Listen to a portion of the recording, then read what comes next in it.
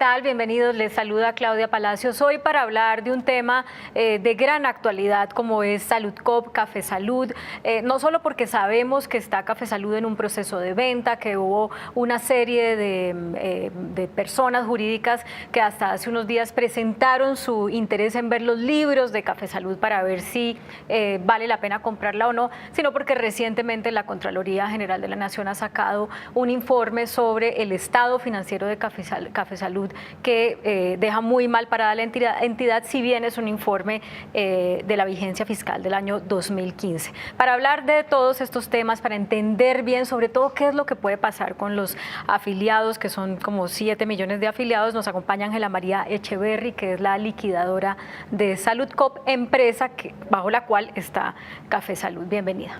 Gracias, Claudia, muy amable por la invitación al programa. Bueno, primero voy a empezar preguntándole por lo que todo el mundo le pregunta desde que usted fue elegida hace menos de un año, ¿no? ¿Cuánto lleva ahí? No, llevo 6 meses. 6 meses.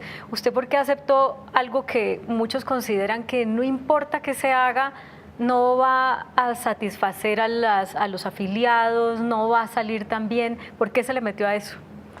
Bueno, este es un reto y yo creo que uno tiene que luchar por este país y ayudar a que las cosas salgan adelante. Yo soy una persona que llevo mucho tiempo trabajando en temas de insolvencia, de liquidaciones y temas societarios. Hasta marzo del 2015 fui la juez de la insolvencia en Colombia, yo fui la delegada para la actividad jurisdiccional en la Superintendencia de Sociedades. Entonces creo que conozco del tema, me ha tocado grandes quiebras o insolvencias en el tema empresarial y pues creo que es importante sacar adelante la liquidación de Saludcoop, que es la matriz de un grupo empresarial de 44 empresas más. Es decir, que no es una liquidación cualquiera, sino una liquidación donde hay algunas empresas en funcionamiento, otras en liquidación voluntaria, otras en liquidación obligatoria o en liquidación forzosa administrativa. Sí.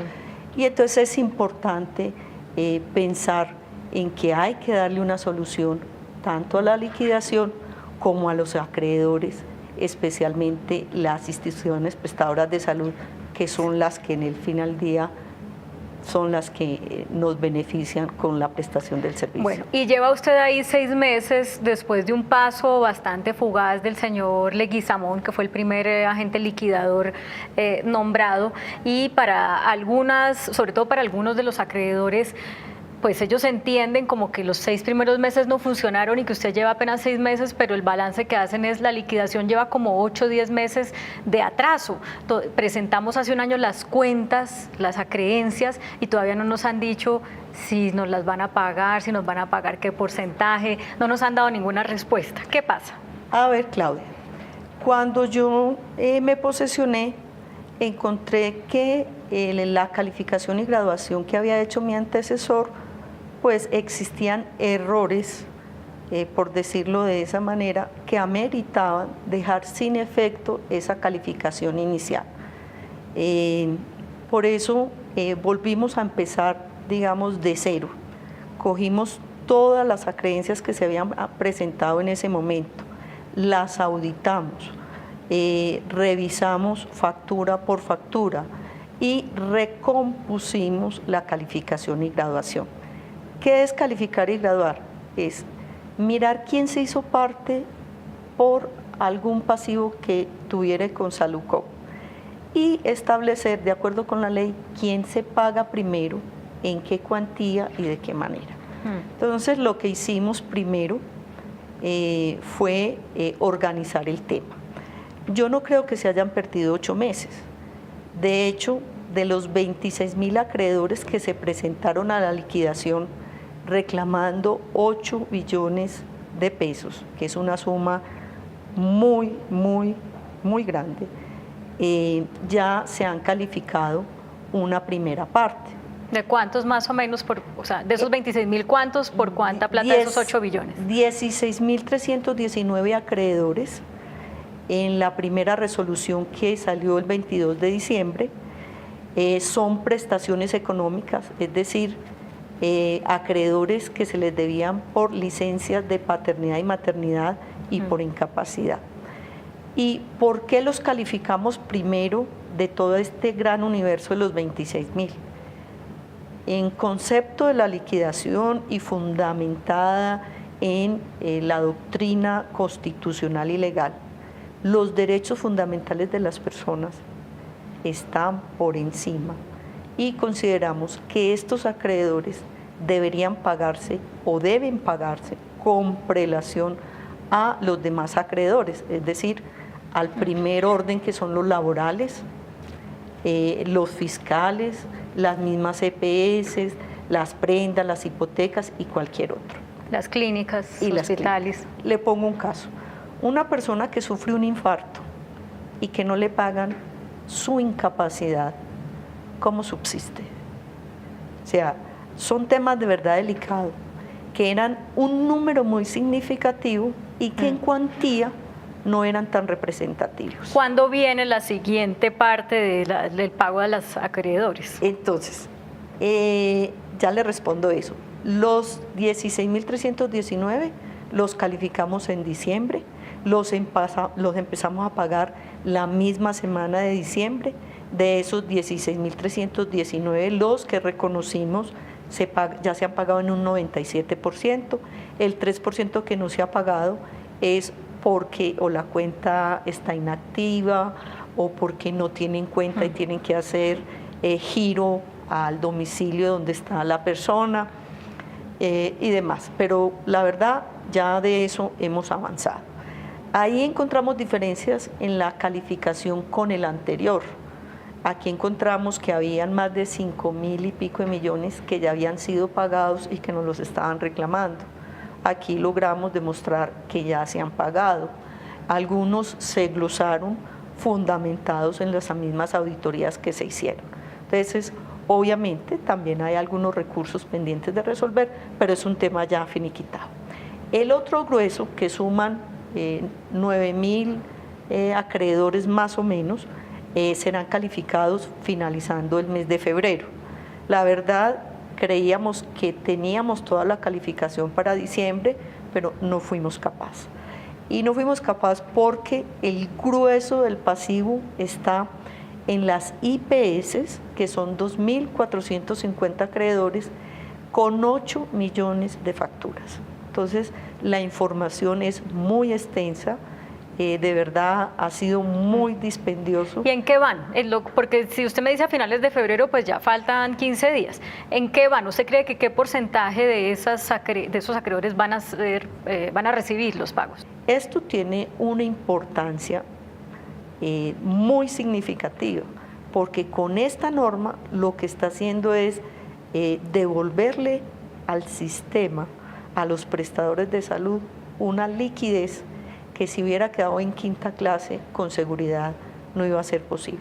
O sea, subieron de prioridad las clínicas y hospitales. Las IPS son las instituciones prestadoras de salud. Y le cuento que una vez califique y gradúe, ya tengo 77.000 millones de pesos destinados para pagárselos a las IPS de la cuenta del FOSIGA por giro directo, reclamaciones que ya las tenemos listas con el FOSIGA. Es decir, pero ellos presentaron acreencias por 511.000 millones. No, 8 billones es el total de las reclamaciones. Los grandes acreedores son la Contraloría General por 1.400.000.000 por un fallo que todos conocen, una acción de grupo por 1 billón de pesos, pero en estos días esa acción de grupo fue fallada a favor de Salucop. Estamos pendientes si fue apelada o no. Hasta la semana pasada entendemos que no, es decir, que si no fue apelada, de 8 billones pasaríamos a 7.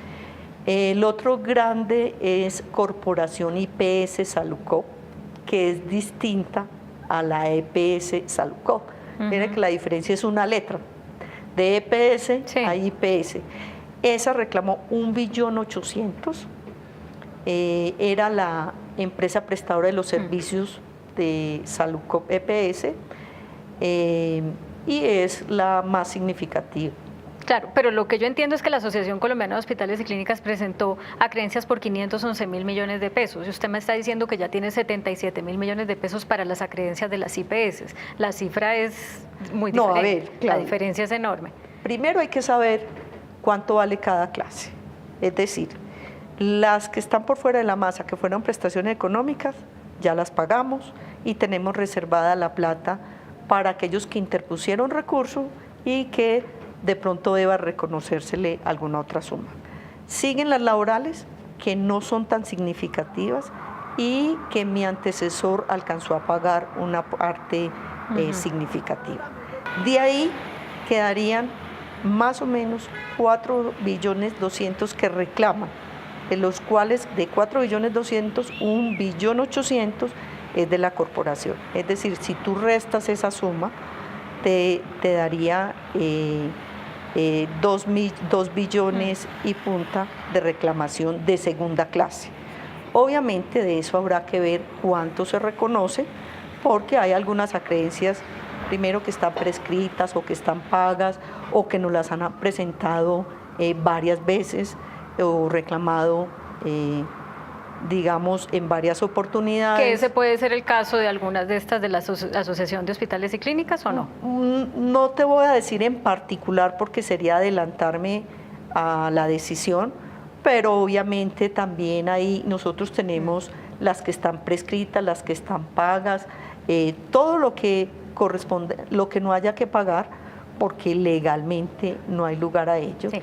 Déjeme pasar. Y entonces ahí nos va a quedar una suma que no sabemos en este momento en cuánto va a ser, y obviamente si tú dices 77.000 millones de pesos es muy poquito, pero yo te recuerdo que yo tengo otros activos, la gran masa, que son 128.000 millones de pesos que vale el paralelo 108, tenemos las 2 EPS, Cruz Blanca y Café Salud, tenemos Eximed, tenemos Bioimagen, que es el laboratorio, tenemos 5 clínicas de las cuales la liquidación tiene un porcentaje significativo, que es la Clínica Pamplona, Santa Cruz de la Loma, La Marta, Andes, y bueno, me falta otra.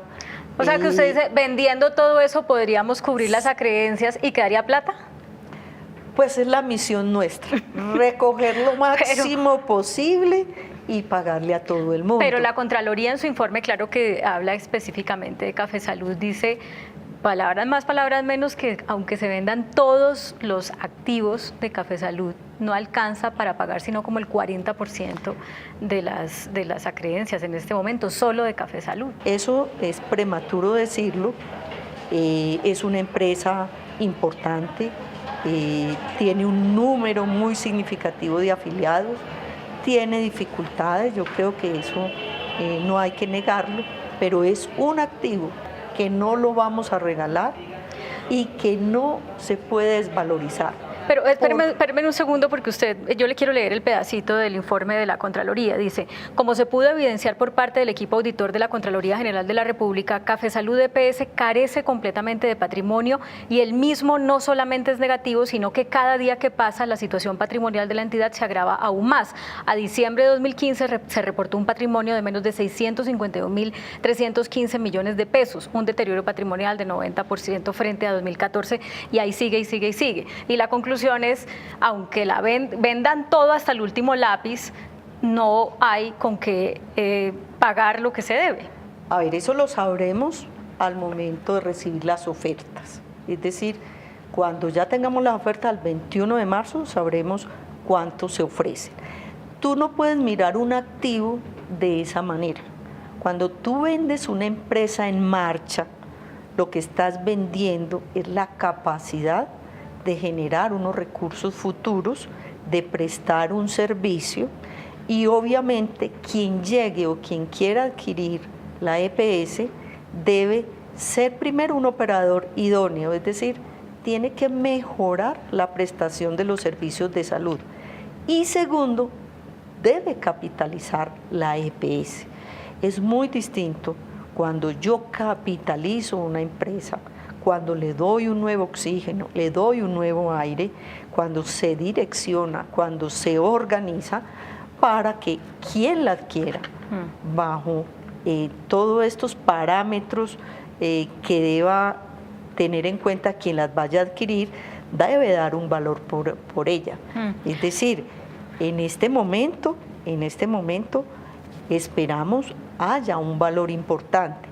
No creo que sea prudente desvalorizar un activo. O sea que el informe de la Contraloría llega en un momento muy complicado para el proceso de Café Salud, porque en este momento pues hay 22 interesados en mirar las cuentas de Café Salud y llega este informe de la Contraloría.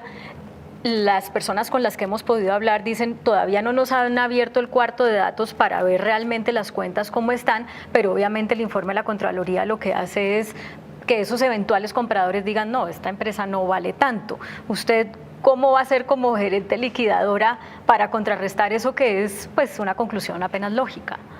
Claudia, es lógico que la Contraloría en su deber legal pues hubiera expresado en su informe lo que vio a 2015.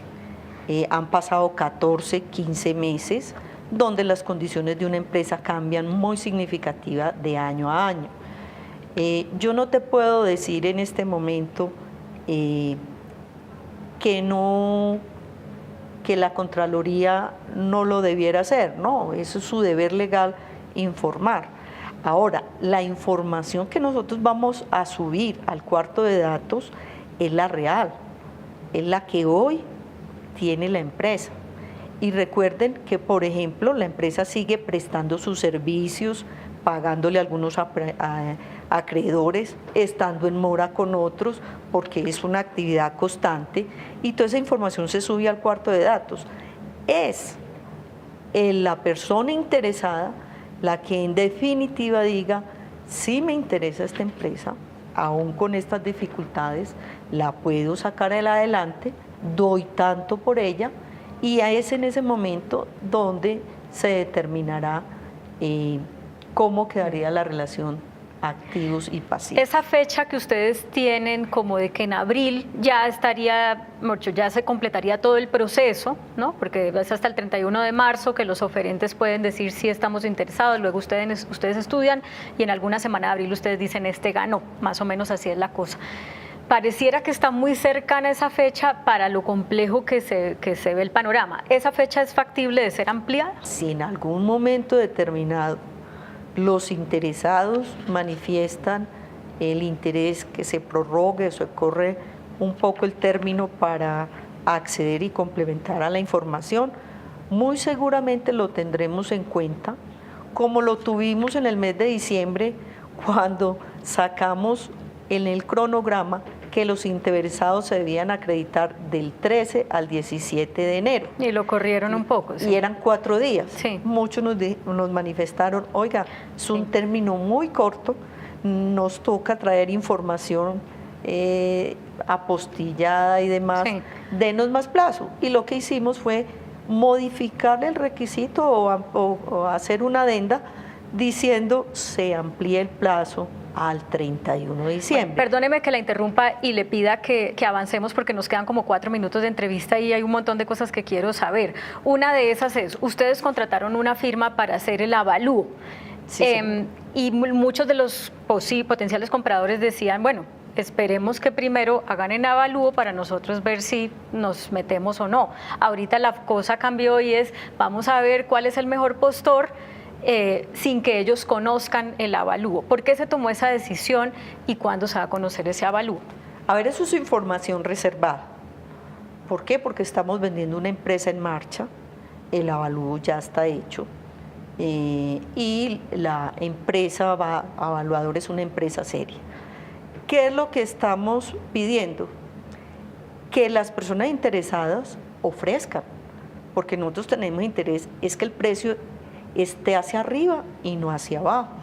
Entonces, si de pronto manifestábamos un precio, a lo mejor tiraba a la baja y no hacia arriba, y pues obviamente no logramos nuestro objetivo, pero ya están valorados, es reserva, igual que mucha información sobre los Bueno, pero entonces déjeme preguntarle demás. de otra manera también. Algunos dicen, ¿Café Salud va a vender qué? ¿Sus activos? ¿O no cuenta con los activos porque con eso va a pagar pasivos y lo que está vendiendo es su base de datos, sus clientes, mejor dicho, sus afiliados? ¿O cómo se hizo ese avalúo? No, el avalúo es un avalúo completo, general. Café Salud está compuesta de un servicio por usuarios del contributivo, otro del subsidiado, y es dueña de Eximed en un porcentaje muy importante, es decir, Eximed es a la vez un activo de Café Salud. Entonces, todo ese conglomerado de activos es el activo de Café Salud. También tiene pasivos, claro, tiene los pasivos propios de la operación, con las instituciones prestadoras, con los trabajadores, con el arrendamiento de los contratos de las clínicas, de los locales, con otros proveedores. Todos esos son pasivos propios de Café Salud, ¿sí? Y Eximed, a su vez, también, por ser una persona jurídica independiente, también tiene activos y pasivos. ¿Qué se dijo? Mire, si hay quien compre todo el paquete, es decir, Café Salud y Eximed, pues tiene prelación para la venta. Pero si hay una persona que está interesada en Café Salud y otra en Eximed, ¿cierto? Aclarando que quien adquiera Café Salud tiene que tener, la capacidad y la forma de operar para el número de usuarios que vaya a atender. Sí. ¿Sí?